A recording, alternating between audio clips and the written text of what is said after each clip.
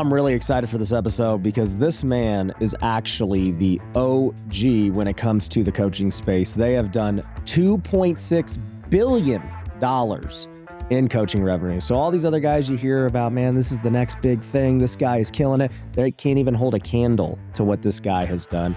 And we're going to talk today about all of the stages of growth from 0 to $1 million, $1 million to $10 million, 10 to 100, and then even 100 to $1 billion, because very few people have actually done it. And this guy is one of them. I've got Brad Sugars. What's up, man? G'day. Good to be here. Yeah. And then I've got my bald co-host, Brian Davila. There we go. Excited to learn. Wait, Brad, are you bald? You got a hat on. No, I've definitely got the gray. Okay. Got the gray. Well, dude, when you To prove I have 5 kids, you have gray hair. Or you go bald. It's one of them. Yeah. or 33 years of coaching might also make you that. Yeah, that might be the thing. Yeah. So, bro, you were just telling us earlier, you're like, how many offices do you guys have?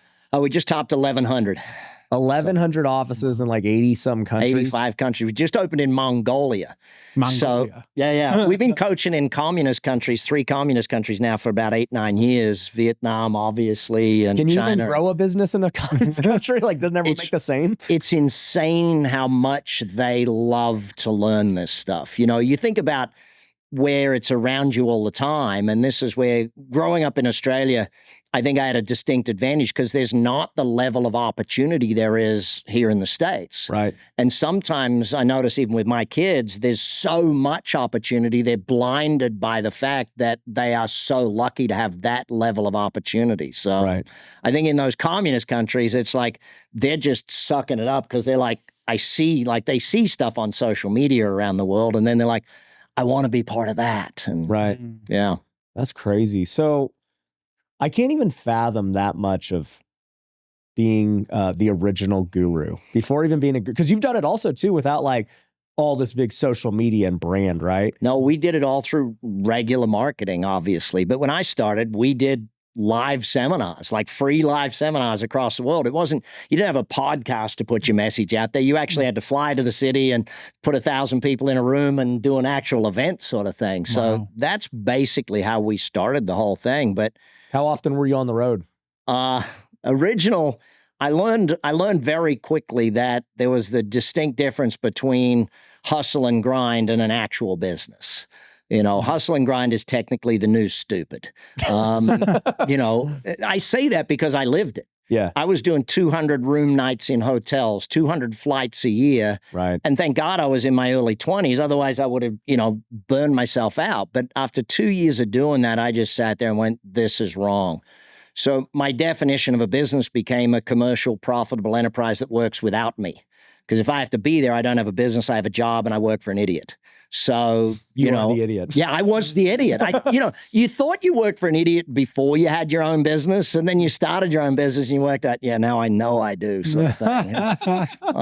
But that hustle and grind factor, I think without it, I wouldn't have learned the disdain for that and therefore learning the other way of building a business. I thought when I was young that because I owned the joint, I had to be the hardest working guy in the room. And what I realized is the business has to work hard, not me. Right. Right. So it took a while for me to get it. Took a while. Yeah.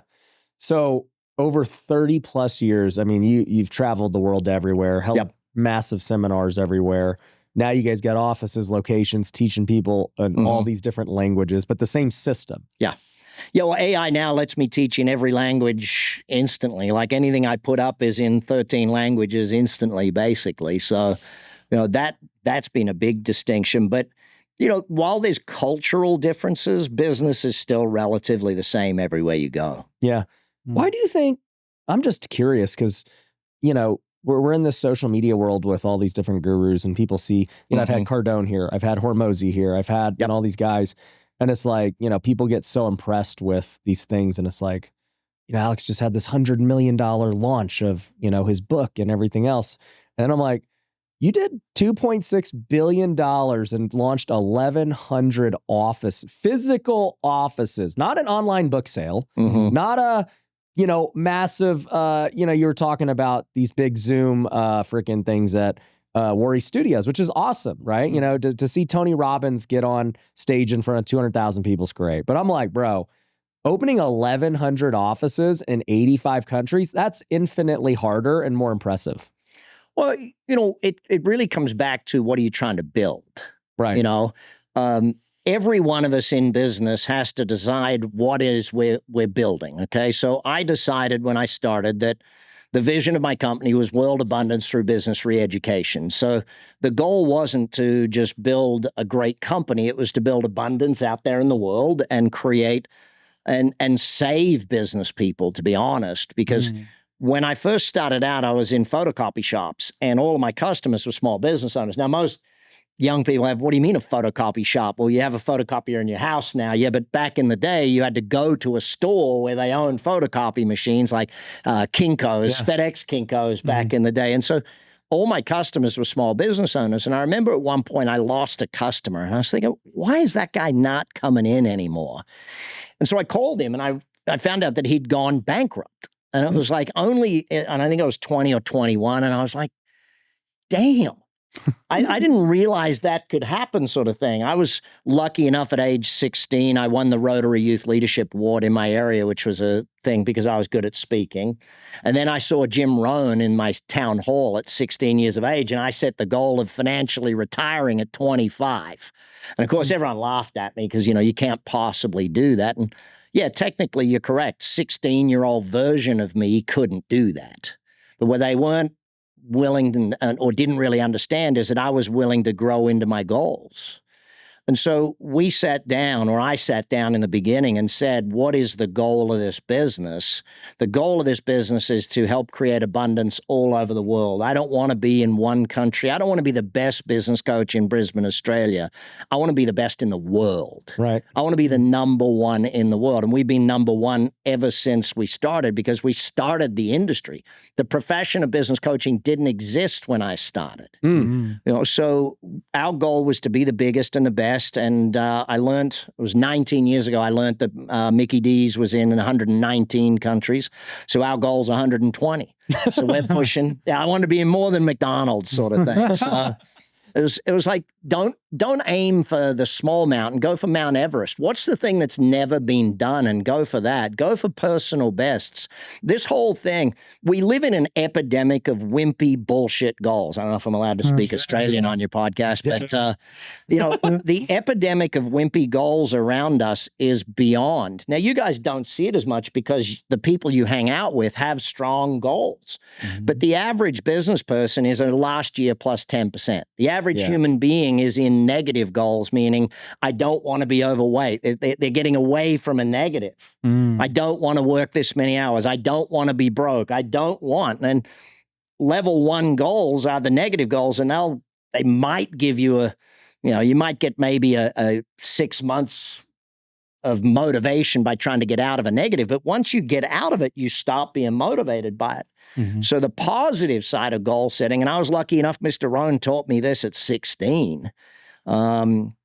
Crazy end to that story, though. I opened for Jim Rohn at 31 years of age in Sydney Convention Center in front of 5,000 people. It was like a full circle moment. But when he taught me to have positive goals, I just said, you know what, I'm going to financially retire, because retirement's not a function of age, it's a function of finances. And so then once I hit that, now all I do is live my legacy. So I don't leave a legacy, I live it. And I just teach. So teaching is my thing today, and that's really all I do. So do you still teach at like live events for fun now, or? I still do some big events every now and again, like we run BizX, we do our own big events sort of thing around the world. But mostly what I like doing is 10, 20 people in a room. Got it. Where it's real eyeballs, it's real humans, it's real stories, and it's real coaching. Yeah. I can actually coach them in that. When you got 5,000 people in a room, it's great. Yeah. But I don't get a performance. I don't personally get the fulfillment I get from working with people one at a time or two or three at a time sort of thing. Yeah. Yeah. We got a workshop going on out there right now. There's probably about 70 people or so out there. And it's good. So I'm fascinated, obviously, that you've built a whole industry. Because like, I guess when you started, there was some level of seminars, but it was like personal development with like Tony Robbins and stuff like that. And I was at Tony's first ever event in Australia. And it was, all those sorts of things. So personal growth was massive. Business seminars, very little. There was Jay Abrams and Michael Gerber, and that was sort of it. Oh, wow. The E-Myth. That was it. So when you decided that, you were in a different world where you had to like travel and go global and all this stuff. Today we live in a virtual world. Yeah. How would you do it differently today if you were starting from scratch? If I started from scratch right now? Yep. So you're young again. I believe right now. You're 20-something-year-old. Yep. 21, 22-year-old me. I would probably sit at my computer for the first 2 weeks, master X number of AI programs, have it build me out my website, have it build out it'd have to be a membership subscription-based business model in that sort of space. Or I would go the opposite. I'd go a commodity business. I'd go a water, invent some sort of a water product. You wouldn't even get into coaching anymore. I don't think so. Why? It's very hard to scale genius. Yeah. And it's very hard to scale chaos. So most businesses try and scale before they've gotten consistency. So they're in chaos mode and they try to scale and all they do is build more chaos. Yeah. The coaching business, on the other hand, you're trying to scale genius. Right? And scaling of genius is very difficult. Our business is based on our what we call the Action Coach Business Operating System. So our business operating system is 6 steps. The first step has 4 areas. So we've documented all 2,584 strategies to build a business. They're documented. They're built into the system. So we're not scaling chaos. We're scaling a systemic approach. But to build that systemic approach took 30-odd years. Right. You know, to get down the knowledge into a way, having written 18 books on the subjects of business and stuff, it's like you've got to somehow document it. Only now with the computing power we have today are we capable of delivering coaching in a way that is not genius being scaled. It is a systemic approach being scaled. Right. So I would look far faster at things that scale to create that billion-dollar business. You know, if you look at my other businesses, they're not in the education space. I'm in the education space because I love teaching. My commercial cleaning business, it's boring, dead set boring. But God, there's a lot of money in commercial cleaning. How much does that business do? So that business there, now I've sold out last year back to my partners, but that business is doing 100 and something. Wow. So, but you look at it, it's not complex because it's $1 trillion industry. Wow. Right? Let's think about the game that you're trying to play. Most people go into a business and they go, I'm going to open a coffee shop. Okay, your max revenue is several $100,000, dude. Right. They don't even do the research. It's like, I'm going to become $1 billion. I'm going to be Starbucks. Oh, look, I mean, but let's deflate the whole $1 billion business thing. There is no such thing as a $1 billion business. Okay. What there is a $2 million business done 500 times, or a $10 million business done in 500 locations. McDonald's is a $2 million business done in 37,000 locations. Yeah. So if you really understand business, it's about build the model and then replicate the model in as many places as you possibly can. You know, you look at Damon John. What did he learn? How to build a clothing brand. What did he then do? He built another one. And then what did he then do? He built another one and another one. Does that make sense? It's like learn the model. The dumbest thing to do in business is to create a great business and do it in one location. Okay. You spend all that life building an amazing business model, and then you keep it in one spot? Why would you do that? Right. I mean, at its peak, Subway Sandwiches was opening 5 new stores a day. Yeah. Their systems to open a store were as strong as their systems to bake a loaf of bread. Right. You guys know I love the game of golf, and that is why I started M19. It is a golf mastermind for entrepreneurs who are doing over 7 figures in their business and who want to go on bucket list golf trips together. We already have hundreds of members all across the country, and we've been to some of the best courses in the world, places like Pebble Beach, Pinehurst, Bandon Dunes, and many others. The course is the best place to do deals, make great relationships, and have fun. So go to mastermind19.com today. I've thought about that recently in terms of, in physical locations for sure. We're talking like franchises. It could be commercial cleaning businesses, all this. And it's like, okay, I've always been attracted to digital or service, professional service-based businesses because it's like you could be in one hub, and offer the service, to a massive. But let's think about if you're in the digital business, how do you open more locations? How many affiliates do you have? How many sites where, do you know what I mean? Like there's ways to replicate it without necessarily opening an office. We use offices because our customers, we build community. And so we like our customers to come into that local community and meet other business owners, because business ownership is technically the loneliest job on the planet. How do you go to these countries that are not like very well off? How does it end up being profitable for you guys? Well, it's profitable for our partner that we bring into that marketplace, sort of thing. So we'll bring in, say, Nigeria, right? Our partners in Nigeria do a phenomenal job in Nigeria, and they make plenty of money. Now, for us, it's not a lot, but it's incremental revenue. It's strong. Mm-hmm. So, like, what would a Nigeria office make? How would it shake out? Well, if you use GDP, they're making more than our U.S. offices are making relative. Right. If I look at one of my richest partners in the world is in Indonesia. Now, why is he one of the richest? Because he's making, say, 4 times the average U.S. office, but in his relative terms, that's like 50 times. Yeah, he's just killing it. Do you know what I mean? It's like, so it's distinction upon it. But I started in Indonesia 28 years ago. And so our business in Indonesia now, their GDP has climbed dramatically. The value of their revenue is, their roof has climbed dramatically. So it's now worth it. So if you look at the future of business, India is going to be one of the biggest economies that ever existed. So we're pushing hard. I'm going to India in a few months' time. We're pushing hard to build out India, because that's going to be, I mean. How do you build out India? Walk me through that. Like, I can't even fathom, like, I'm like, you go into this new country where you don't, like, how? But let's use a simple example. How would you build out Kentucky?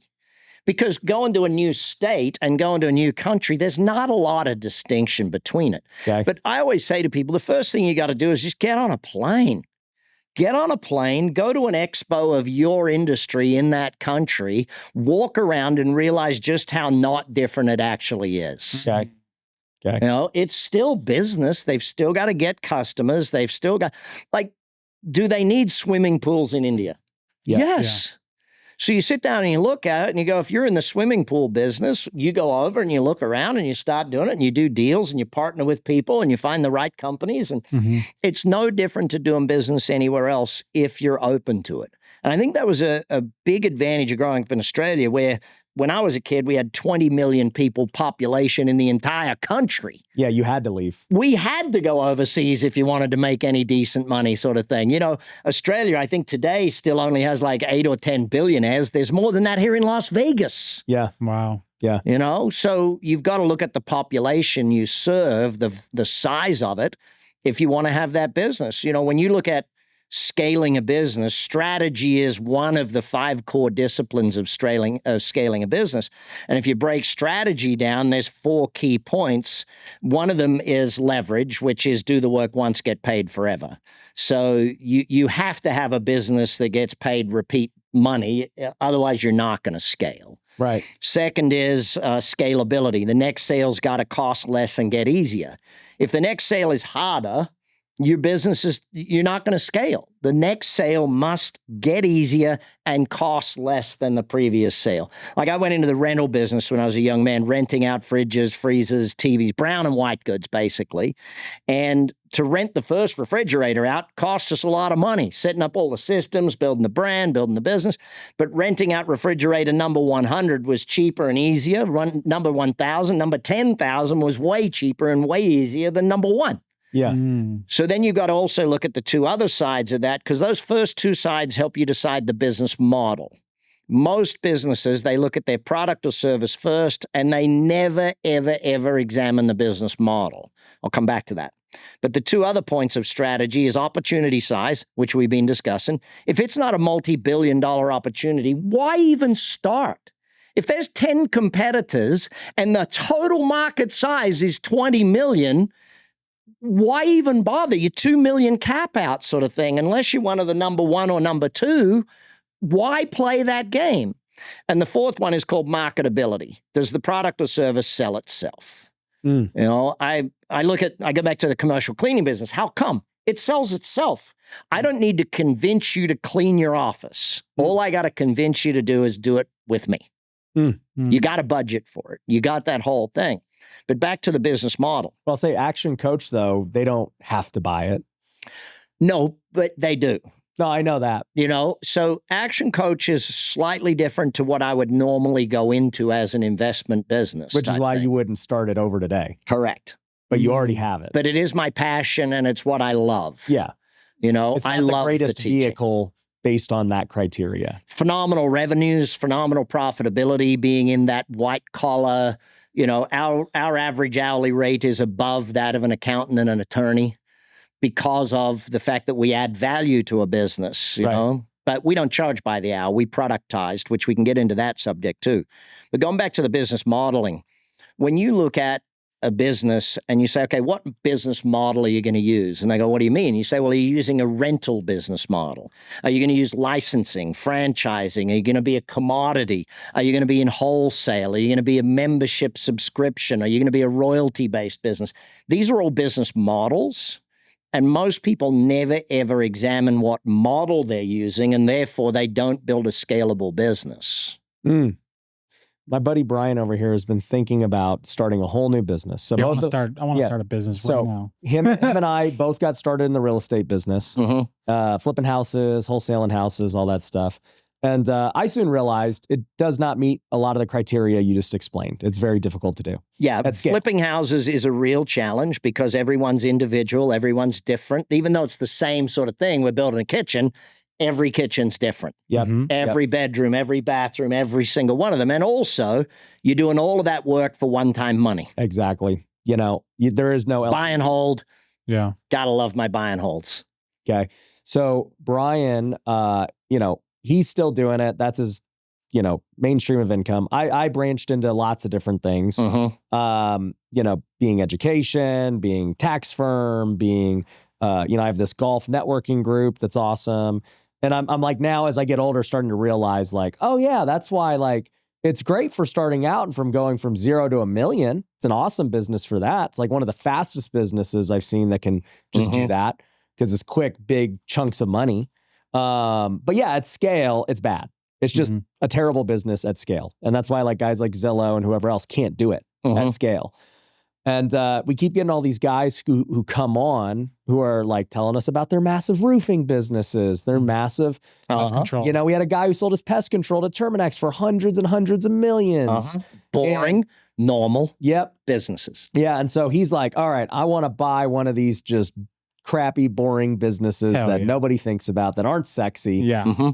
And, you know, we've done tens of millions together in education too. And so like we know selling digital products. So what do you think are the best things right now? Well, so if I went into the real estate space, and I've sold it now, but we had a Silicon Valley company come and buy we manage rentals for people. So we had about property management. Yeah, property management. We had about 6,000 doors, and you know, and that my partners in that, geniuses in that space. But you sit down and you look at what it is you would buy today. Okay, so let's understand the opportunity that exists right now. More than 40% of businesses are owned by baby boomers, employment businesses, so where they have employees, right? So those baby boomers are going to need to sell or shut down or hand over in the next 5 to 10 years. Wow. So you've got somewhere in the vicinity of 40% of US businesses, so 20 odd million, 8 million businesses that have to change hands in the next 5 to 10 years. Wow. Trillions in revenue has to change hands. Now, they're all advertised for sale. Most of them will never sell. Most of them will shut down. And it is a fact. Every business owner will have an exit to their business. Fact. You can't escape that. You'll either do it in a pine box, like you'll kill it or it'll kill you. Or the lucky few, 20 to 30%, will get a passive exit. It'll run without you. Or a financial exit, you'll sell it. So here's what I would do if I was sitting in your shoes right now. I would not start a business. Starting a business is the most expensive way to get into business because it costs you time. Okay. Costs you a lot of time. Because that first 2 years, All you're doing in startup is proving the model. You're not scaling it. Why do Silicon Valley unicorns become unicorns? Because they raise $1 billion freaking dollars and they go and hire C-level executives on day one. They don't go and hire your friend Brian to go and start some shit. You know? Sell some stuff. Yeah. Let's get some roofs.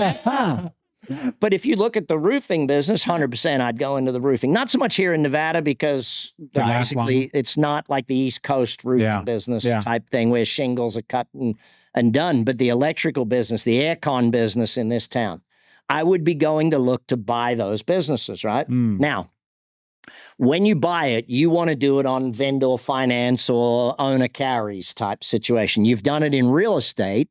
Apply the same to business. So I go into a business owner. He wants to sell his business for $5 million. And I start chatting with him. Now, what do I want him to do? I want him to, A, really like me. Because what do I want this guy to do? I want him to lend me $5 million in a few weeks' time. He's going to lend me the $5 million to buy his business. Now, he wants out. He doesn't, in most cases, and I use he because that's what the majority of those type of businesses are owned by, right? A guy running an aircon business. So he wants to sell. Great. He's got no kids that he wants to hand it on to. There's no management team that he has that he trusts to run that business. I want to get him to know, like, and trust me. I'm telling him how great the business is. And at some point, I sit down with him and say, have you ever contemplated vendor finance? You ever thought of carrying a note where instead of me paying you the $5 million in cash, you carry some of it over time? And he'll say, I've never thought of that. And I said, well, have a chat with your accountant because there's definite advantages to doing it. But if that's of interest to you, I'd love to keep chatting to you about the business. I love the business. Now, it is easier to buy companies if you have cash. Okay. You guys have seen this for years. There's all the people that run around saying you can do stuff with no money down. Yeah, you can, but you can't scale it when you got no money down. That's tough, you know, to convince every single person to give you a no money down deal type thing. But if you go and look and buy a pest control company, anything, because you're already in the housing space, you know that space, right? So stay with something you already know. Stay in an area you've got understanding of. And do something that they can't beat you on the internet. Got it. Do something where AI can't beat you. No one's going to do their own spraying of the chemicals around their backyard. There's no one that's going to be a doctor up in Summerlin that's going to go and kill the scorpions type thing. He's calling Brian and getting Brian and his guys to come out. But I'll give you one other advice. Do not do anything where you know how to do the job of the business. Because you'll do it. Because you'll do it. Yeah. And you'll get trapped in self-employment rather than business ownership. Interesting. Yeah. But yeah, go buy something. Don't go building something. I feel like most people think they have to be an expert in the business that they start or buy. No, you have to hire an expert. Yeah, I've heard you say on all these businesses, you're like, my partners. So do you always have like an equity partner in every business? I have operating partners in pretty much everything. Yeah. Because it doesn't make sense for me to be like in my restaurants. My operating partners are, he ran a bunch of restaurants for many years. He's a chef. She ran a whole bunch of restaurants for many years. They're great at it. They're fantastic at it. And I these days, I invest mostly in young people. So I'm 54 now. I want to invest in people in their 20s and 30s. So when I'm in my 60s and 70s, they're in their prime 40s and 50s. They're in prime money-making territory when I'm in prime relaxing on a beach territory. Right. Have you seen, you know, with the partnerships and everything else that you've done, what do you look for?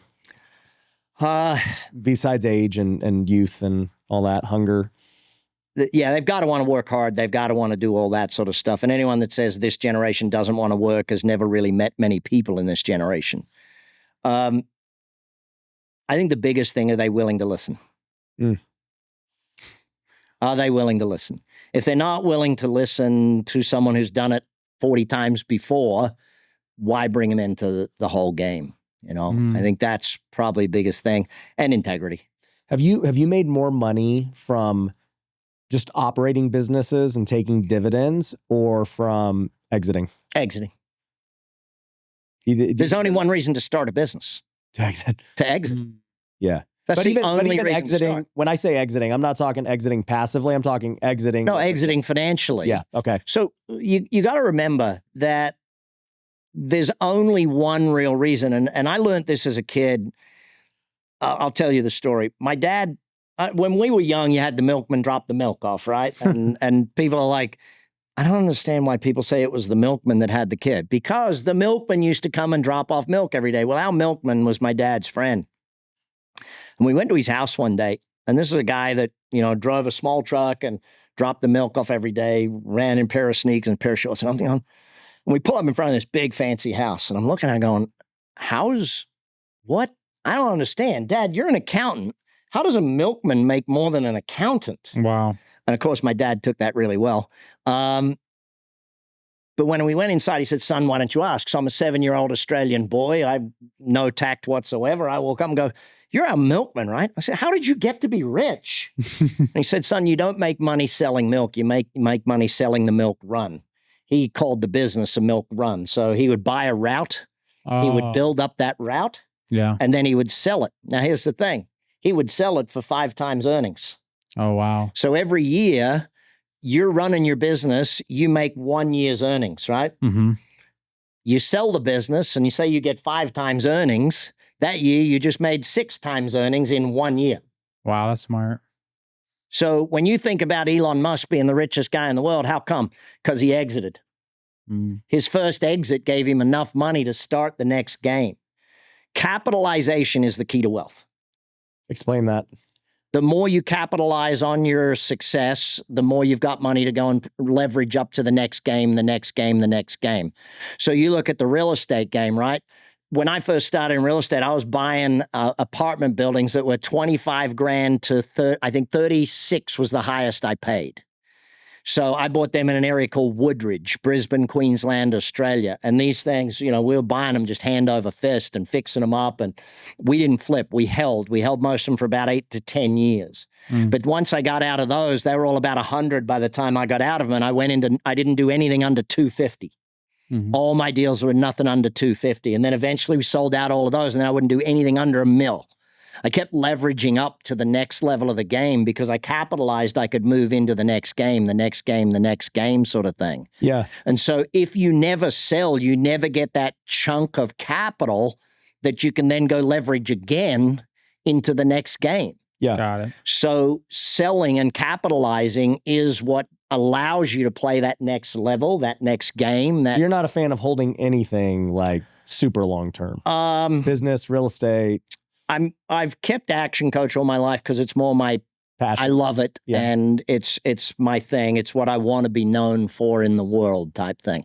I don't really want to be known for my catering business. It's a phenomenal business. It makes great money. By the way, anytime you're doing a team event here, we'll send one of our trucks around and feed the whole crew sort of thing. So, hey, I hope you're enjoying this episode, but how would you like to be the one that I'm interviewing on this show? I'm looking for entrepreneurs who've got a great message to share, who have an inspiring story, and who can add value to the audience. So submit by going to wealthyway.com.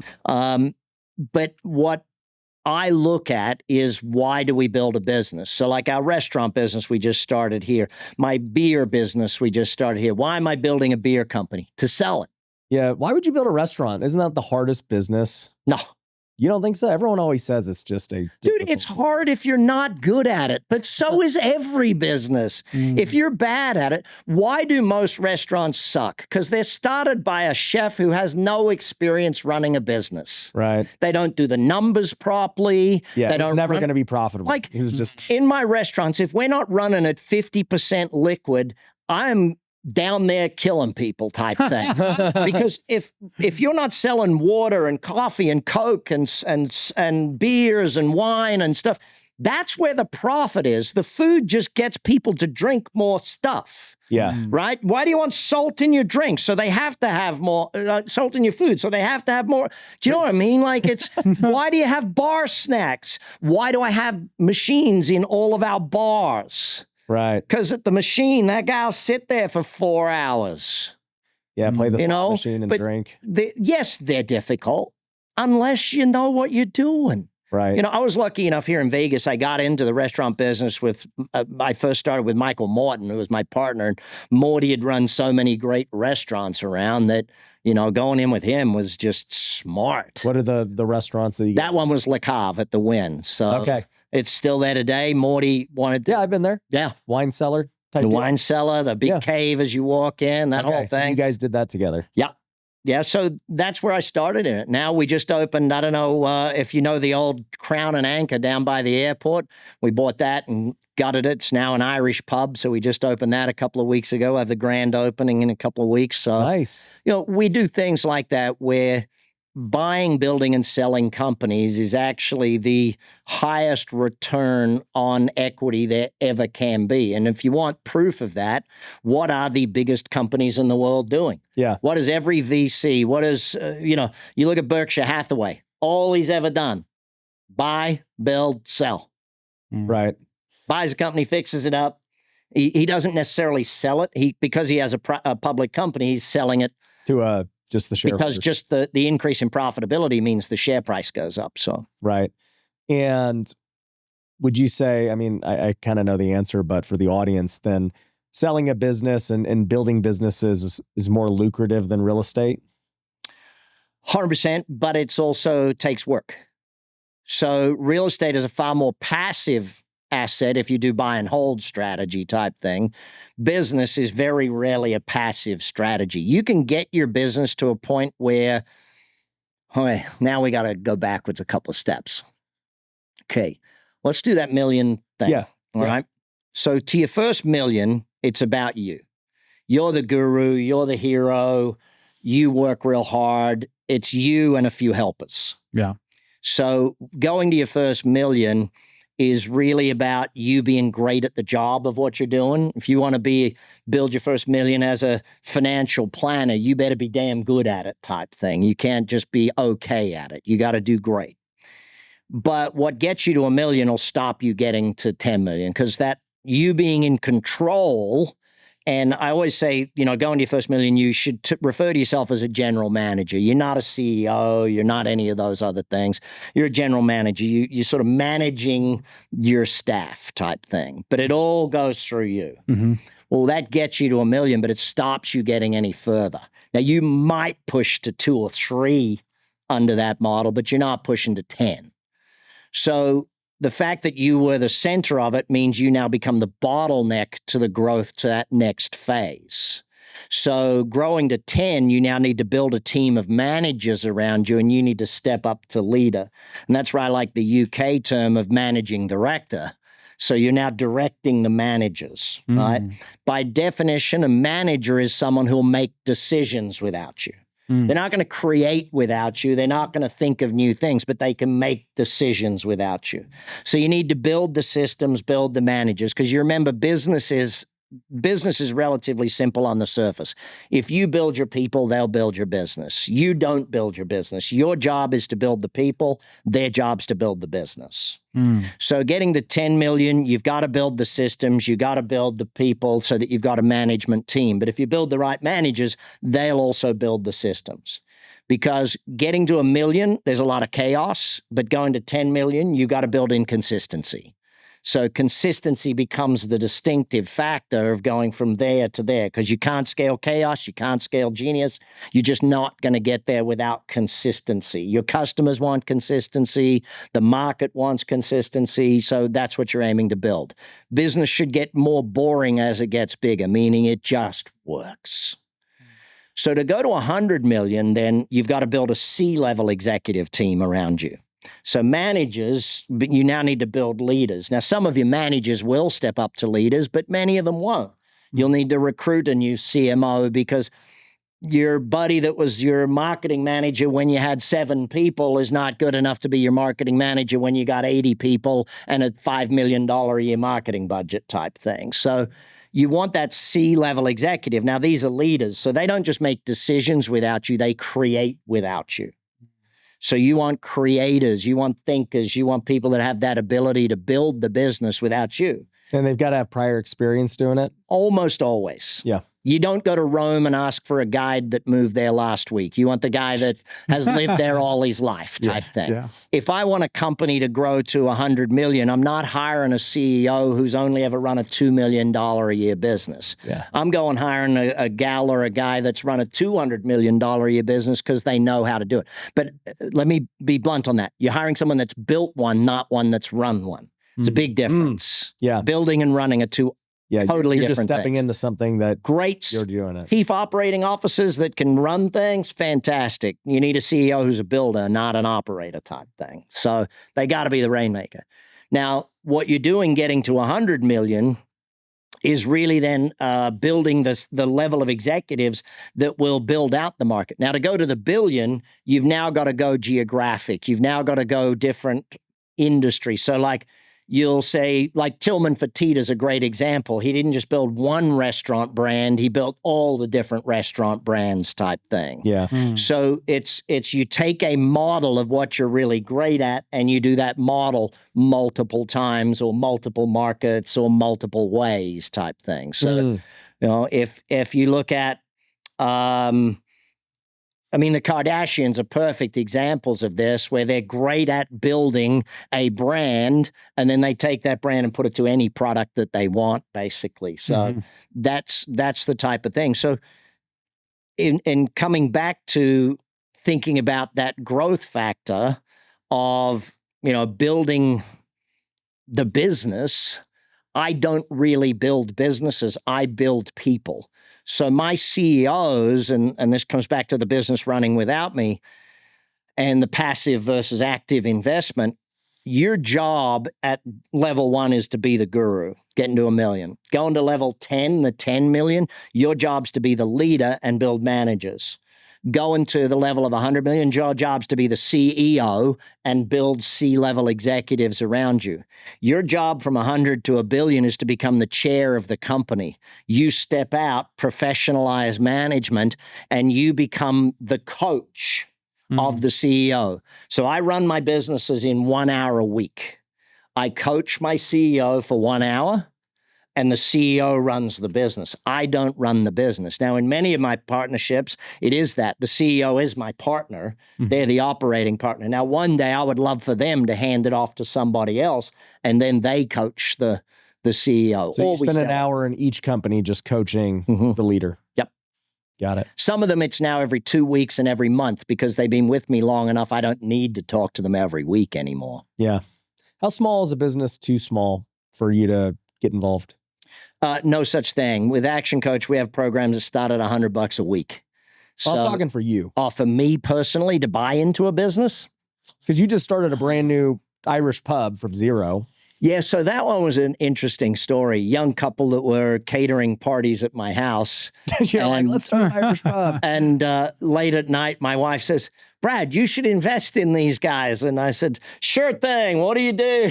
I was like, yeah, please don't, honey, don't recommend that stuff after a bottle of red. It's probably not going to be a great idea. But in the end, they had a great little catering business. Now they've got a big catering business doing millions. Now we've got 2 restaurants. We're opening the brewery. You know, we've got the gaming business. So they're doing great. But, you know, unfortunately, I invested in them like a month before COVID.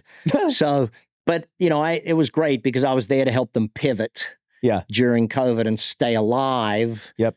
Because, you know, when you hit with those negative economies, first job, stay alive, second job, work out how to thrive. Like right now, there's more change in the marketplace than there's ever been in most of our lifetimes, sort of thing. Yeah, I want to talk about that because there's so much AI. The economy is in flux with tariffs and wars and interest rates, and like there's so many just unpredictable factors right now. The political scene, and you know, I can see it in certain industries. Like real estate is very slow right now. I even think the education market is very slow because of AI and other factors that are changing it. Like, where do you see things headed, and where are things at right now? I'll go back a little bit too, because there's perspective. The greatest thing about being 54 and having been in business more than 30 years is I've seen 6 of these seismic change levels go through industry type thing. And there's always another one that's going to end the world and end business, and everything's going to, the reality is most of it moves a lot slower than most people make it out to be. I will say, though, AI is like COVID. It's going to spread just as fast, and if you don't change, it will catch you. So only because AI has been around 20 years. Let's be blunt. Google's algorithm was AI. MapQuest, the original way to see things, it was AI. It was artificial intelligence because computer was doing the thinking. But only now do we have computer chips that have made AI what it is today and what we see it as today. Agentic AI, the computer thinking for itself and over-generating, only because of NVIDIA and the level of chip technology we have has that become a real thing. Right? So the change, let's get one thing very clear. Change is the best thing for opportunity. Now, if you want to stay the same, change sucks. Yeah. Okay, if the market shifting, tariffs, all this sort of stuff, if you think that's bad, well, let's understand one thing. How many small manufacturing shops in the Midwest are now doing amazingly well because of the fact that car companies are having to move their manufacturing back to the United States? Elon changed the landscape in U.S. manufacturing. Right. Changed it 100%. He brought us back to a manufacturing age and proved that it can be done, and done at an amazing level. And Trump wanted that too. And 100%. Yeah. But, you know, you look at Apple coming back and people are like, well, you know, it's not going to be like China where there's people lined up making iPhones. No, it's going to be robots lined up making the iPhones. So why I say I have to go back. 30 years ago when I got into business, Mike Bash, who was one of the founding vice presidents of Federal Express, said, Brad, 80% of business is routine. You have to systematize it. 20% of business you need to humanize, train your people, customer service, all that sort of stuff, right? Well, where we are today, and by the way, we're only 100 years ago, Henry Ford invented the 40-hour work week. 1926 is when the 40-hour work week was invented. I believe within 10 years we'll be at around a 20-hour work week. Wow. That's how fast AI is going to shift what we're doing. Dang. How will people make money and get paid? Will they make more? Or the cost of living is going to go down? Okay, let's think about this. How much more effective are you with AI? How much more can you get done in one day with AI than you used to? So you can choose, either I can do 5 times as much or 10 times as much and work 8 hours, or I can work 4 hours a day and do 3 times as much as I used to in an 8-hour day. Right. That makes sense. When you look at when generations complain about another generation being lazier, it's not that they're lazier, it's they found an easier way to do it, and you just want them to work the way you worked, and that's just dumb. You know? They found an easier, other than like new math. New math, we talked about that. New math that's the sucks. dumbest shit ever, you know? No sense. New math? Yeah. You know when the kids have to go to school and they're learning this, create the boxes to do math. No, long division, dude. Give me long division. It was easy. I never heard of that. They have a new way to do math for the kids. Oh, really? It's so crazy. Yeah, it's hard. So crazy. It's hard. It's much harder. Like are you smarter than a 5th grader? I was. Yeah. You know? Now they're teaching them dumb ways to do things. Anyway, let's go back to, so Mike Bash said it's 80% that. Well, where we're at right now is between 50 and 60% of your business is run by computers. If you think of your website, if you think of your financial software, even your delivery, packaging, Amazon, what percentage of Amazon do you think is run by computers today?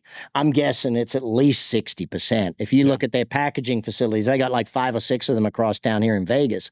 Their book publishing facility here, I mean, oh my God, they print on demand the books here in town. It's all the kids' card books. Like that thing has got to be 60, 70, 80% run by computers type thing. But that's where we're headed. The manufacturing of cars. Way back, there was 5,000 guys probably to make a car. Today, there's 3 people pressing buttons in these massive machines. Elon put robots on the assembly line a month back, and he said they're 80% as good as a human, but give us 3 months. You know? Better. They probably will. Like, I don't know about you. I've already ordered my Neos to come and work at my house. Like, I've got them. It was like, and I ordered the gray ones. I felt that was the right color. It was like, you know, but you sit down and you start thinking about what's the whole thing. It's like, we're going to 80% of business will be computer run, whether it's a robot or a computer.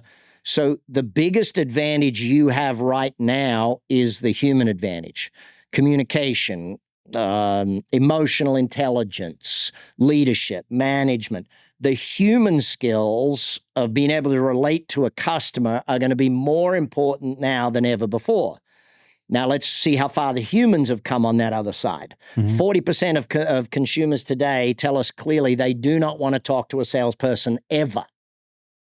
Like, they want to be able to purchase. Amazon's taught us 2 clicks. Although Amazon, if you're watching this, quit telling me I have to buy bananas at the end of the damn thing.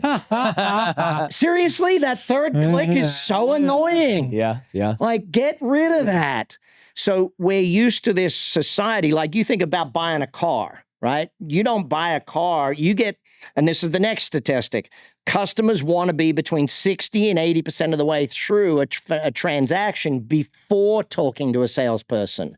You don't go to the car dealership to learn about the car. You've already done all your research. You know exactly what you want. You pick them between 3 things, and you go in there and you know more than the guy selling you the car about the particular model you want to buy. So that guy had better be dang good at human relationships, better be dang good at communicating, keeping in touch, following up, doing all the right things, because that's what's going to make the difference in the market going forward. Our jobs are going to be entirely different. But that's happened every generation, Ryan. I mean, you look at it. My restaurants, I don't have 4 guys washing dishes. I got a machine. Yeah. But 30 years ago, that changed, and no one went, oh my God, the world's ending. People are putting dishwashing machines in. Yeah. So we see it. 10 years ago, you wouldn't have paid someone to come and poop up the dog poop in your backyard. Today, that's an entire business. There's franchises. What can we do for your brown? That's their marketing slogan. Like, it's you sit down and you start thinking about what businesses will be invented. Well, let's go clear. Longevity, massive future businesses. I've just agreed to partner with Gary Brecker and bring 4 longevity centers here to Vegas, because that's huge, the medical longevity. Remember, we were in the information age. We're now in the intelligence age. So it used to be we needed to get the information. In fact, go back again. How did you make the most money in 1900? It was the agrarian age. If you owned the most land, you made the most money, okay? Industrial age from the 1920s to 1980s, basically. In that phase, you made the most money if you manufactured the most. The U.S. won the first half of the industrial age. Japan won the second half of the industrial age. Because you think about America made everything, then Japan made everything, then China made everything, but China made everything for outside companies. They didn't make it for themselves. They made it for outside companies. Now, China manufactures for themselves. If you've been in a BYD car recently, I don't know if you've had the chance to, but Apple taught China how to manufacture. So Japan learned how to manufacture the total quality movement from the end of the World War onwards. They had to reconfigure. So they won. Like, they made VCRs and sold them all over the world. DVD players sold them all over the world. Now, we in America, we won the information age. Why? California. What was California? Movies and Silicon Valley. Right. So Hollywood and Silicon Valley put America on the map in the information age. We won the internet and we won the movies and music and all of that sort of stuff. So worldwide, we did that. But India made a big boom in the movie industry. You start seeing that, so that information age. Now the race is on for who's winning the intelligence age. And it's coming down to energy. It's 100% coming down to who can create the most energy. That's why nuclear power right now is going to be the thing. Small box, like a container, shipping container, nuclear is going to be the thing for building electricity around towns these days. It's going to be like, if you look at history, it shows you signs as to where does the world shift. The biggest shift in our lifetime for me at 54 came when JFK said we choose to go to the moon, because that led to more innovation. Previous innovations had come out of wars. Right? But wars stopped being innovation when peacetime happened, sort of thing. The Cold War, most innovation came out of exploration of space, which was technically an extension of the Cold War anyway. It was JFK's way of winning society worldwide. If we got to the moon first, he believed that the world would see the West as the way that our theology would be the way to go. Now we have Elon Musk. So when you think about what JFK did for the world, microprocessors, microcomputers came out of going to the moon. GPS came out of going to the moon. So your phone came out of them going to the moon. That's what invented it. What's been invented because Elon decided to go to Mars, right? They're like, Elon, you can't go to Mars. We need better rocket ships. All right, I'll do that. Elon, we can't go to Mars. We don't have the computing power to process the whole thing. Great, I'll do that. Elon, we can't go to Mars. You got to live underground. Oh, we need tunneling? All right, we'll do that. Elon, we can't go to Mars. You can't burn things on Mars. There's no atmosphere. Oh, so we need solar power? All right, I'll do that. Batteries? Yep, let's do that too. Everything. Oh, Elon, we've got to send robots up there on the first ship. We don't want to send humans. We don't know how if they'll survive. Great, I'll do that. Like if you look at the method to his madness, there is massive method behind the craziness of Elon. But the reason I bring all that up is because you ask, what's the future hold? Yeah. The easiest way to determine the future is to go backwards in time and look forwards.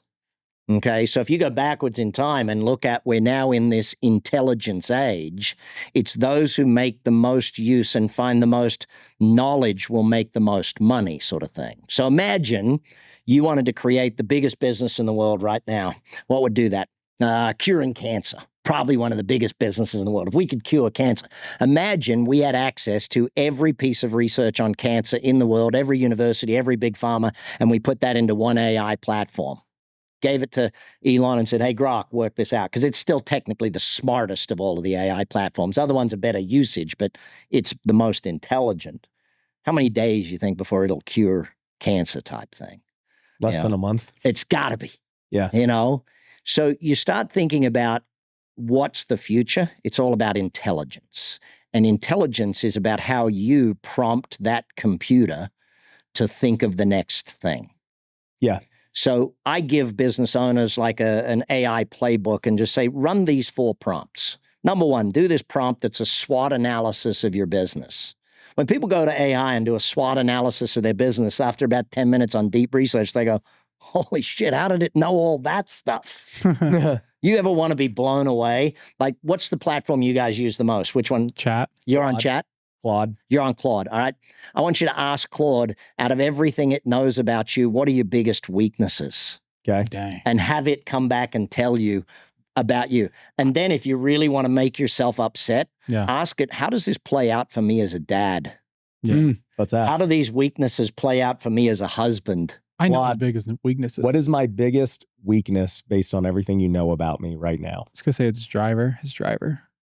In today's real estate market, it is really difficult to find cash flow, and I don't see that changing anytime soon. For this reason, I'm a huge fan of wholesaling real estate right now specifically. It's the strategy that I'm using in my real estate investing business, and it's what all of our students at Wealthy Investor are doing as well. And we give you everything that you need to start your wholesaling business and have the same exact system that I have. You get the motivated seller leads, the same softwares, the same systems, processes, and one-on-one coaching and support. We'll show you step by step how you can get started today and get your first deal in 30 days or less. So go to wealthyinvestor.com today. His driver goes into the house. my driver goes yeah. The people you might hurt. The people he hurts when he hits that golf ball out there. But those sorts of things, how you intelligently use the information. See, think of this. As a CMO, right? You've been amazing in marketing in your life, right? Yep. What's the possibility that you right now can read all of your marketing reports in a day? Can't possibly. Yeah. If you look at all of the reports that are available for you, but guess what AI can do every single day for you? Read every single marketing report and do it. What about your AI CFO? Mm-hmm. Imagine you put all of your finances into your CFO and every day told it. What if you went to AI and you said, you know what? Instead of asking Brad Sugars this question, you went to AI and said, hey, chat, think like Brad Sugars, think like this guy, this gal, these people, and help me decide what's the best business for me to buy in Las Vegas right now. And then you spend an hour asking it more and more questions. you'll have a better answer than you did from me here on the pod. Yeah. I can't possibly be more intelligent than chat's plethora of data. Mm-hmm. What do you say? Claude says your lack of focus. We would never guess that. Yeah. Claude doesn't know what he's talking about. Specifically, starting new things faster than you can finish or fully execute ones you already have. I guess. That's crazy. Because the clearest evidence is you have 500,000 contacts in wealthy investors' database that are just doing nothing. It's a multi-million-dollar asset getting zero attention, all while you built Dad built, All Pro CEO, your podcast model, and a dozen other crap that you're dealing with. each has real upside, but attention is finite, and the math doesn't favor splitting 12 ways. Oh, no. And he goes, You should fire Claude. let's see. The harder discipline, he goes, a pattern shows up in smaller ways too, with rebranding things and everything else. A lot of energy goes into positioning and ideation. The fun part, the harder discipline, is the grindier work, extracting the last 30% from assets you already own, killing what isn't working, and saying no to the next opportunity. The counterweight to this is that same trait is why you've built what you've built. Bias to action is a feature. The weakness isn't the starting, it's the not pruning. So, intelligence age. Now, if you spend an hour on that and just ask it deeper and deeper, and just say, how can I do this? What would I need? Who would I need to employ? Help me design a JD, a job description for someone who will be my right hand, who will make all of that stuff happen. Who have I got to hire? Who have I got to find? What partner do I need? What have I got to do? How can I take that database and turn it into $1 billion in the next year? What can I do with all of that? See, the intelligence age, the thinking will be 10 times faster and 10 times better than any one of us. But if your ego gets in the way, you're not going to use it properly, and you're going to think you know better than Claude or Chat or any of those. Yeah, we can never think faster than it. Your way of intelligence is using it to make you smarter and basically be that right hand. Correct. It's thinking. See, everyone uses it to do the work. I use it to do the thinking. Yeah. And I have been using it for that too. It's me asking it the right questions, though. That's why I'm about to roll out mine with people, which mine's going to be the opposite. Mine's going to ask them the questions. Oh, that's because good. Imagine if every day Brad GPT called every one of your staff at the end of the day and said, okay, how was your day? What did you get done today? How did your goals go? Let's run through your goals. What did you achieve? What did you not achieve? Great. What's on your task list for tomorrow? What's the most important thing tomorrow? Where have you got this? What's happening? Okay. What are your goals for tomorrow? We got to achieve this, this, and this, and this. Fantastic. Now imagine if every day your computer called every staff member or text every staff member or dropped in the app to every staff member to ask them those questions. How much more productive does every staff member need to be? Do they need to work 8 hours, or could they get it done in 4 or 5? And then I guess from that standpoint, if they are able to work 4 hours a day, do you just find more things for them to do? Or like what becomes the thing in that world? I think what we're learning. So, okay, again, back in time, this is a problem with age as I go backwards. So baby boomer generation, their problem was they hadn't reached. You guys ever study Maslow's hierarchy of needs? Shelter, food, clothing, and then you get to self-actualization, the thinking, right? So baby boomers did not have shelter and food covered off. They still had to work every day to be guaranteed shelter and food.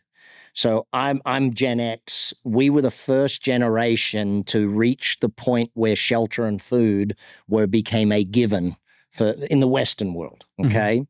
So what happened is then my kids and the millennial generation were the first generation where we had reached, why are we doing this? Self-actualization, because they didn't have to think about hunting a deer. They didn't have to think about building a log cabin. They didn't have to think about survival. All they thought about was becoming better people. Better versions of themselves. Now we see with Gen Y and Gen Z and now Gen Alpha that this is playing right through, that Gen Y should have been spelt WHY. You know, why are we doing these things? So what we're seeing more today, lifestyle is more important than it's ever been. Living a good life, a healthy life is more important. We voted for a guy to bring Make America Healthy Again in. Yeah. You know, to get rid of all the chemicals from our food, stop making us sick, bring us to that point. Lifestyle, Pilates, yoga, everyone wants to do these things. I think we're going to get to a point where our staff will come in from 10 till 3 and maybe 5 hours a day sort of thing, 4 or 5 days a week. And they'll go and do their Pilates in the morning after they drop their kids to school. And they'll go and finish work at 3, but they'll also be on their phone or their laptop during the night working things. They'll have Claude running a program overnight. They'll have co-work running. They'll be on Perplexity's computer and have it linked into their WordPress website. I mean, God, Perplexity the other day, it's rebuilt 5 sections of my website in one afternoon. Yeah. That would have taken 10 guys a month to do all that stuff. Right. And it did all the thinking first. It told me what to fix. It showed me what to fix. And I just said, well, can you do that? Yep. That's kind of honestly why I keep getting these businesses. Because for me personally, and even the team, like you kind of reach the point where, and I don't know if it's the 80-20 rule, but like, you know, we capture the easiest 80% and it gets to a, you know, multi-million-dollar level. And you're like, dude, we could kind of just like, this is it. And it could be good. And it's like, we could go way deeper and try to go to, you know, what if I told you from now on, you're not allowed to start anything you can't make 100 million? That's your new rule. If it can't go to 100 million, you can't start it anymore. Because your time is worth, you've got to level up. Your time now is worth way more than your time 10 years ago. Right. $1 million business was a great goal for you a year ago, 10 years ago, but $1 million business is no longer a level goal good enough for Ryan Pineda anymore. Yeah. Like if you had that rule in your life that you can't start it unless you see how to make it 100 million or more. When you say 100 million, exit or revenue? I don't care. You pick, dude. Okay. It's your goal. Okay. I'm just throwing things out there to say that, like, if you're watching this pod and, you know, as much as I disagree with things that Grant says, I still love the idea that unless you actually aim for 10 times your goals, you're not going to get there. Yeah. You know, I remember during COVID sitting down thinking, you know what, hundreds of millions isn't enough. I actually want to go for billions. Like in 1 year, I want to do $3 billion a year in 1 year. I want to have $1 billion exit in my life. Not because I need it. Just because, why would I play less than I'm capable of? You know?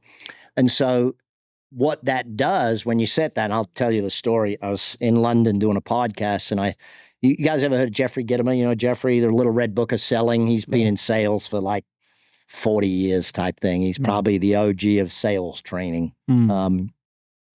Well, I said that Jeffrey came out of the podcast studio and I said, yeah, this is what we're doing. And I've known him for like 20 years. And he says, well, you don't need the book Good to Great anymore. You now need the book Shit to Okay.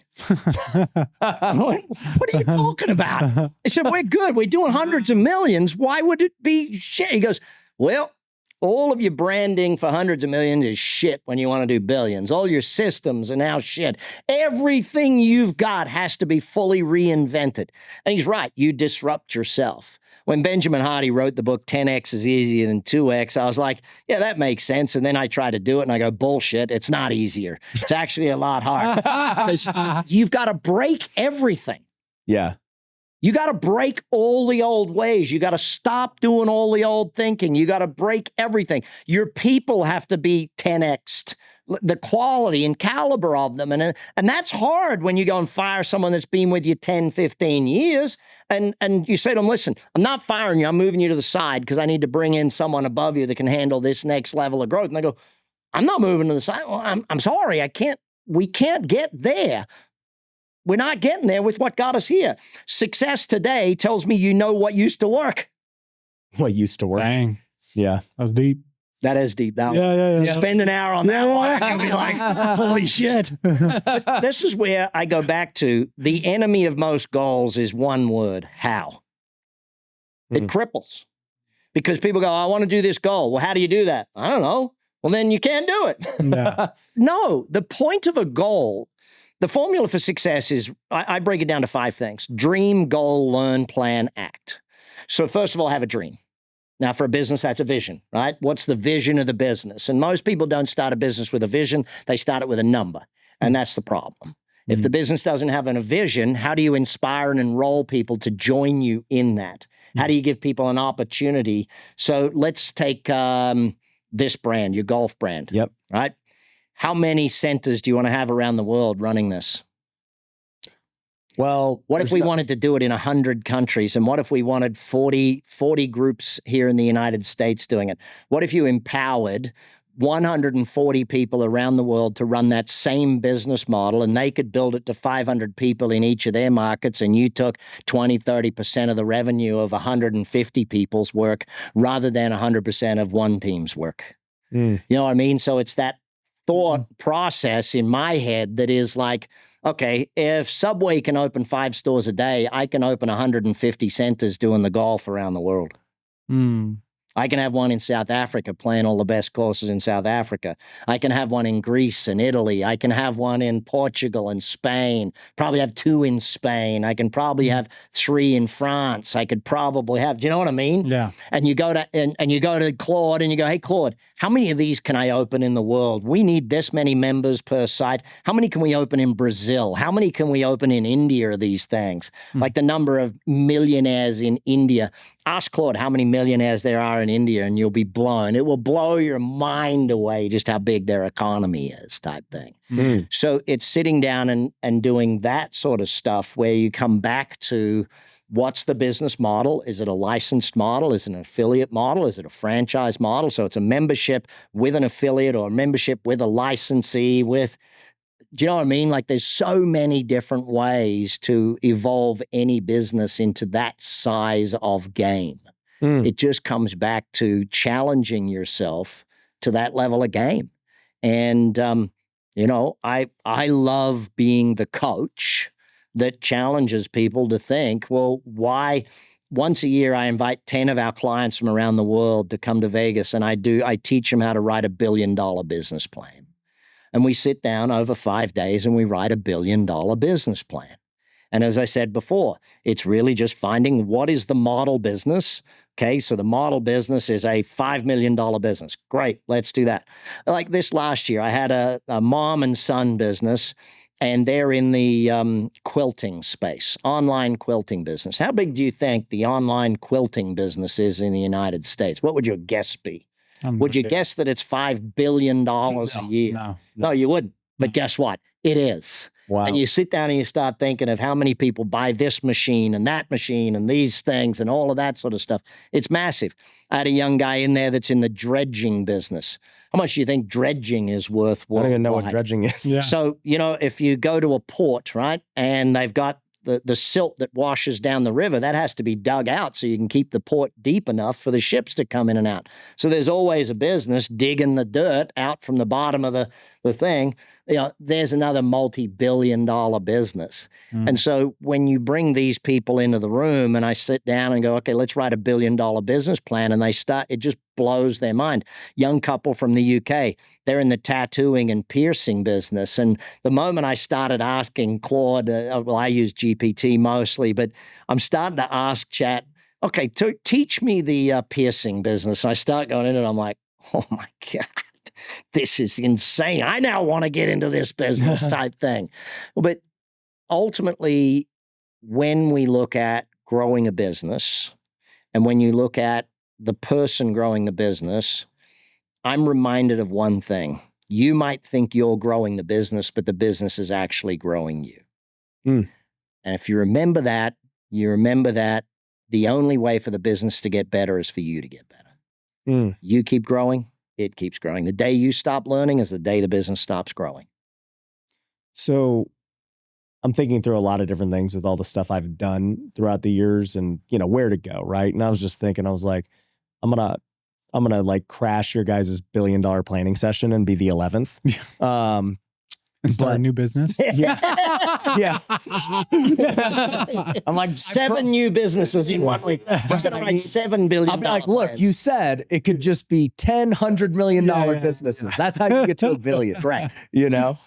But it did get me thinking too, like, you know, you said the end that will happen is there will be an end. You know, there's going to be ideally a financial exit. That is the biggest way to generate wealth, period.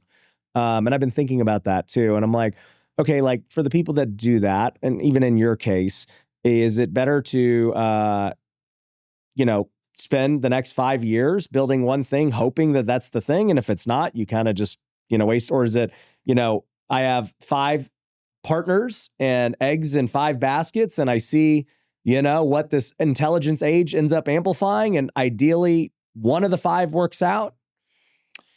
There is no right answer to that. Okay. But let's go back and use Dwayne "The Rock" Johnson as an example. Okay. How many brands has that guy built once he built his brand? Tons. Like you look at Terramana and you got the biggest launch of an alcohol brand ever.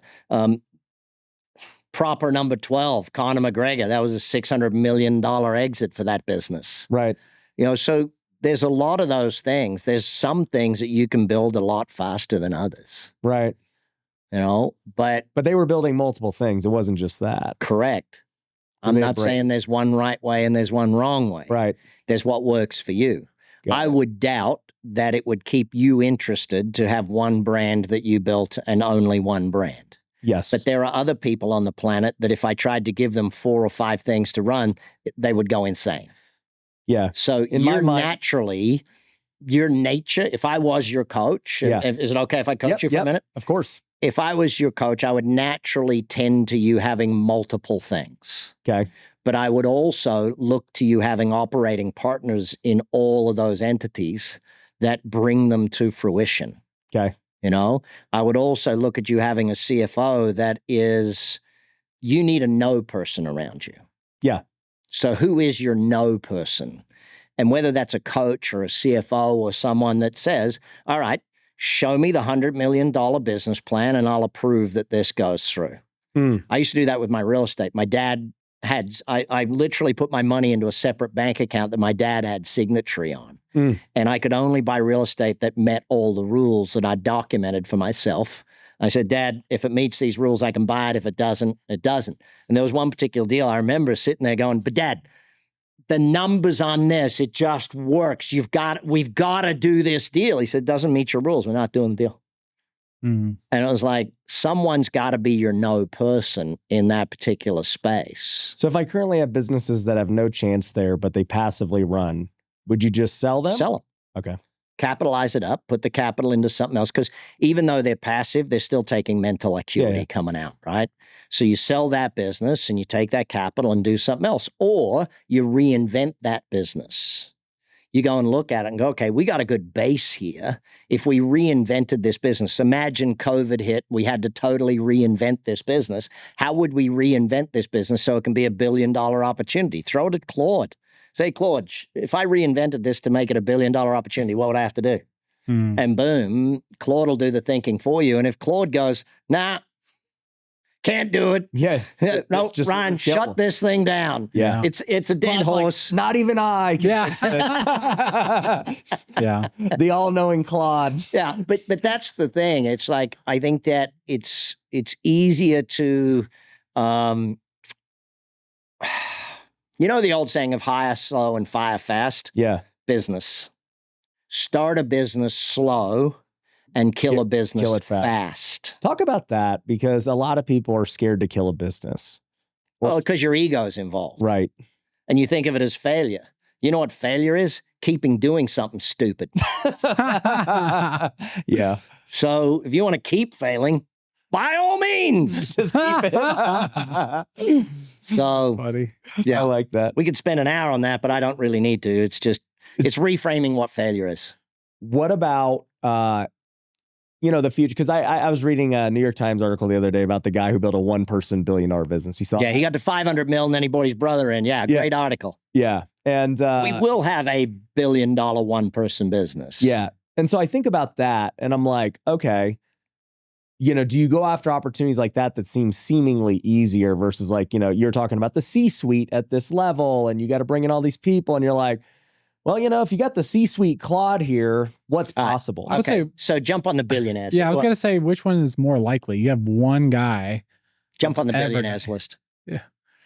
Just go through the billionaires list and tell me what's the... So ask Claude, what's the similarities between all the billionaires on the billionaires list? Yeah. And the similarities are there's 4 types of businesses. So you look at the retail style businesses type thing where it's food products, etc. They're selling commodity based products to the Louis average consumer, Vuitton. doing it in volume things. Then you got the high end retail, which is still crushing it today out there because it's experiential based.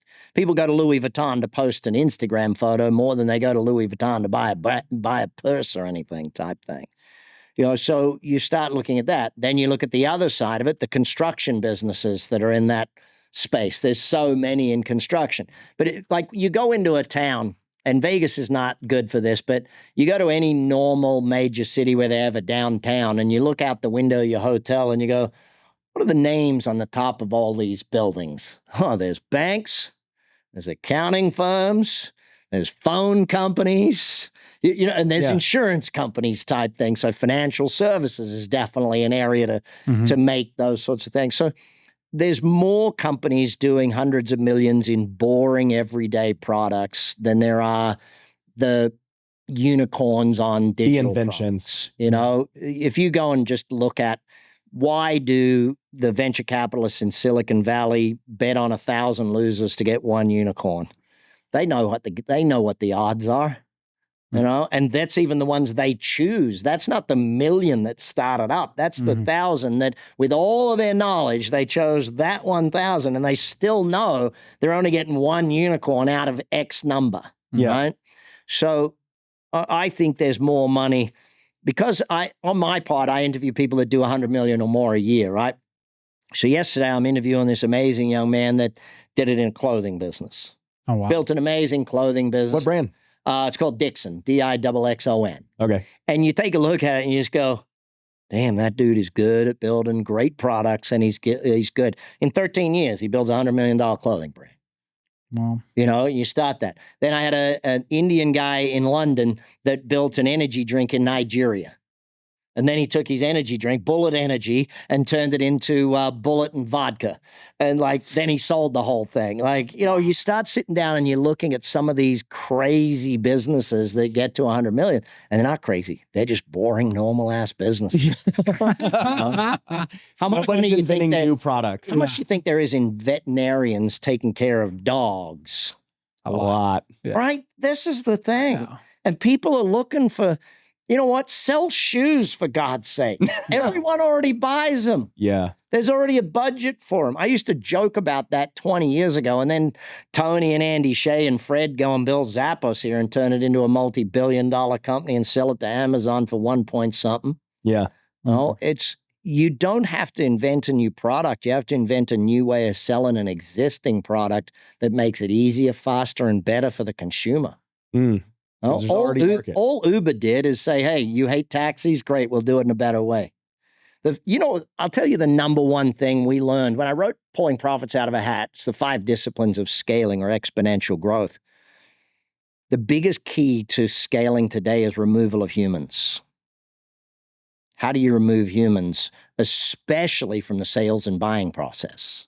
Yeah, the salespeople are hard. If you can remove humans from the buying process, you'll scale so much faster than any other. That makes business. e-commerce and everything way easier. Correct. Yeah. And we're being trained better and better every day how to buy online.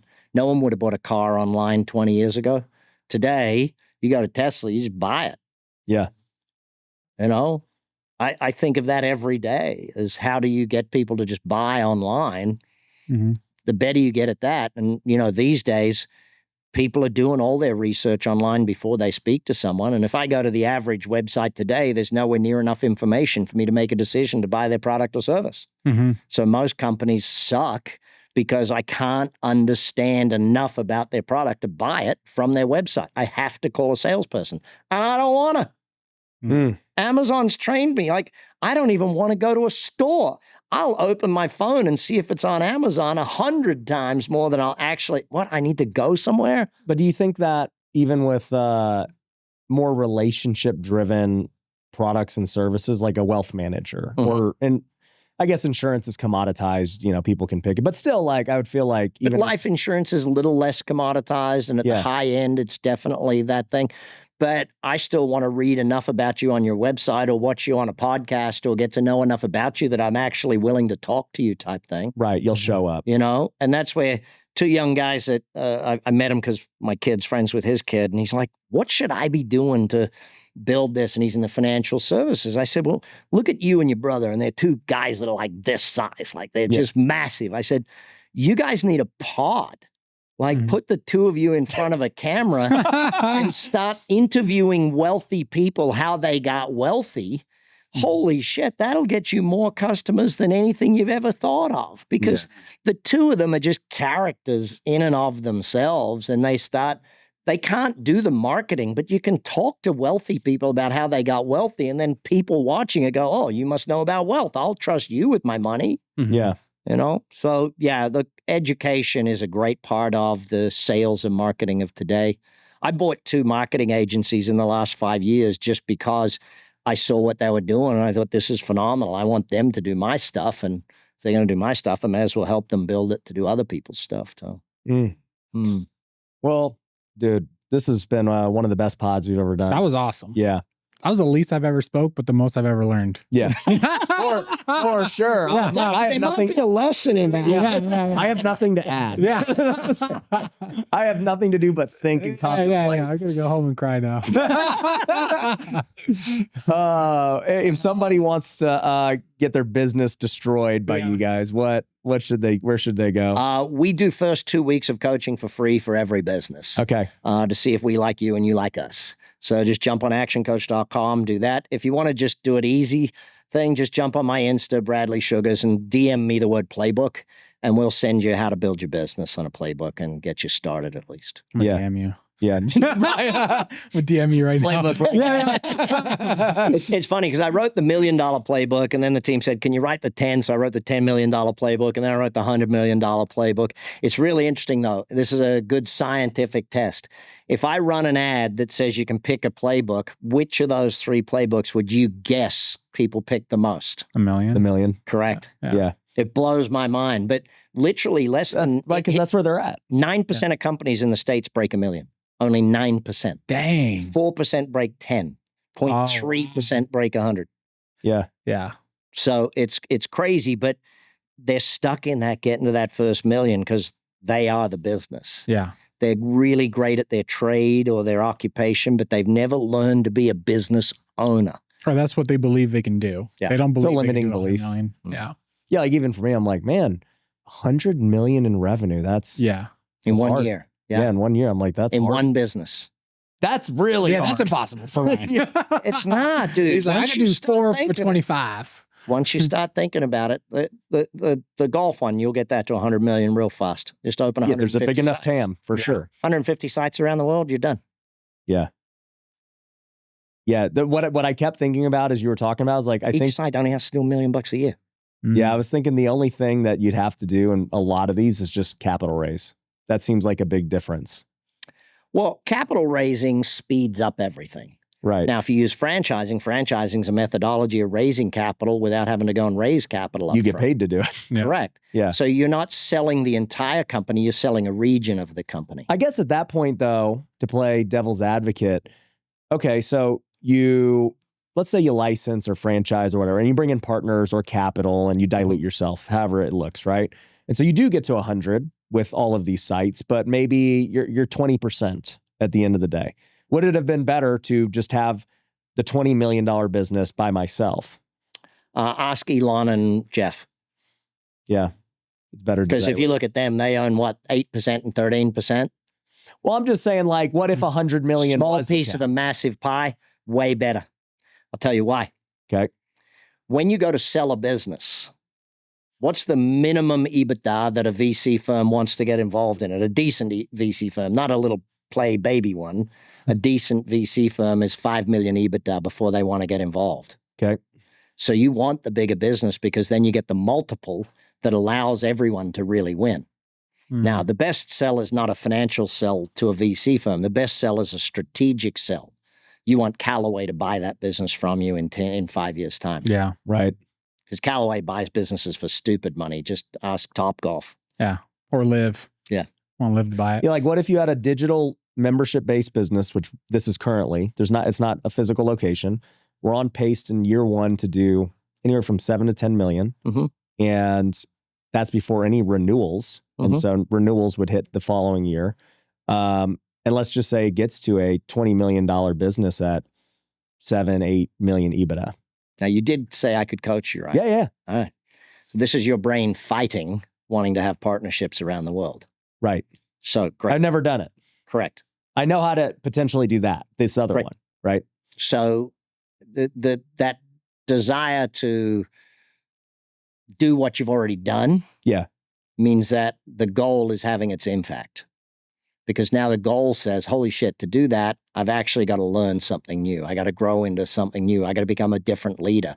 I got to lead 100 partners, not just lead a bunch of customers. Right. So the goal is having its impact. Now, whether you want to do that comes back to your why. What are your goals? Right. And your goal might not be to work that much. Your goal might be very clear. With 4 kids, you might be saying, Brad, I'm not in that phase of life right now. The current phase of life is this. Mm-hmm. I know for me, now that my youngest is getting to an age, I'm back in the phase of life called, I might go and do some stuff again. I might go and make some big plays. So you've been kind of chilling out. Yeah. Yeah, I wanted, being a dad was more important to me than being a face of the world of guru business stuff. I hate that guru thing. I really prefer to think of my clients as the heroes, and I'm just the coach. Right. I'm not the player, I'm the coach. Yeah. And, Luke Skywalker is more of a hero than Yoda, if that makes sense. Yoda just gave him a couple of directions along the way. Luke still had to fly the dang thing. And maybe that's an age thing. People can understand who Luke and Yoda are. But do you know what I mean? So every one of us has to decide where we're at, what phase in life we're at, and whether that phase is an expansion phase or that. I know personally in our life, my wife and I are in a JOMO phase, the joy of missing out. Like, for years we've had the suite at T-Mobile and we've had tickets to every damn thing that was in town. And we would go to all these things. And we got to a point a few years back and we just went, I kind of just want to stay home more. It's like, we have a beautiful big ass home and it's like, let's just stay home more sort of thing. And so, that became more of a thing. The joy of missing out replaced the fear of missing out. So, yeah. All I want to do is just golf all day and hang out. Great. So what if you had 100 partners that ran that business around the world for you and you got invited to play on, and you picked the 100 best courses a year and you went to those events and took the family and, do you know what I mean? Like, it's you build the business that you want to build to suit the life that you want. Your business should give you more life, not take it away. Anyway. I've taken up enough of you guys' time. That was awesome. That was awesome. Brad, you're the man. Guys, go to actioncoach.com, DM Brad, playbook on Instagram. You want to go get that. Pick the $100 million playbook. Yeah.